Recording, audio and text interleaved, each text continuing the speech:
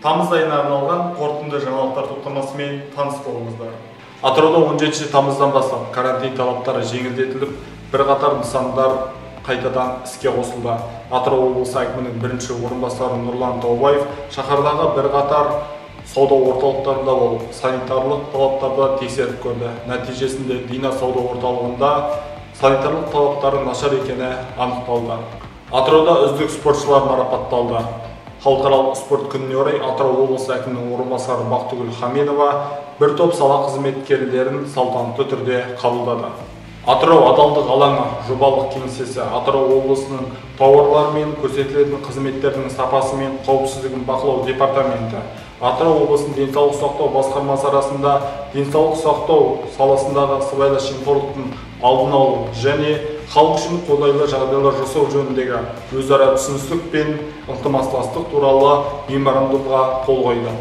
Атырау облысында 19 тамыздан бастап 67 балабақша өз жұмысын қайта бастады. Оның 54-і мемлекеттік болса, қалған 13-і жекеменшік балабақшалар.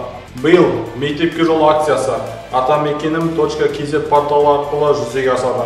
Аталған порталға Атырау облысы бойынша әлеуметтік аз қамтылған топқа жататын отбасы балалар туралы мәліметтер енгізіледі. Олардың жалпы саны 9607 оқушыны құрап отыр.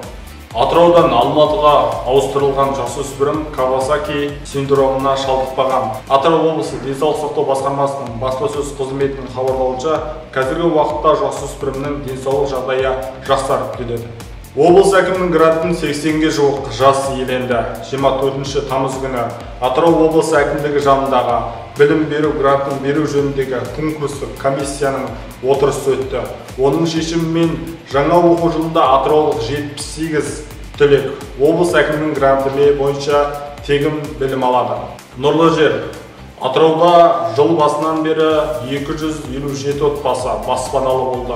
Атыраулық 33 отбасыға пәтер кілті табысталды. Жаңа пәтерлер Нұрсай ықшамауданындағы бой көтерген 9 қабатты тұрғын үйлердің бірінен берілді. Баспаналы болғандардың дені 2013 жылдан бері тұрғын үй кезегінде тұрған көп балалы аналар.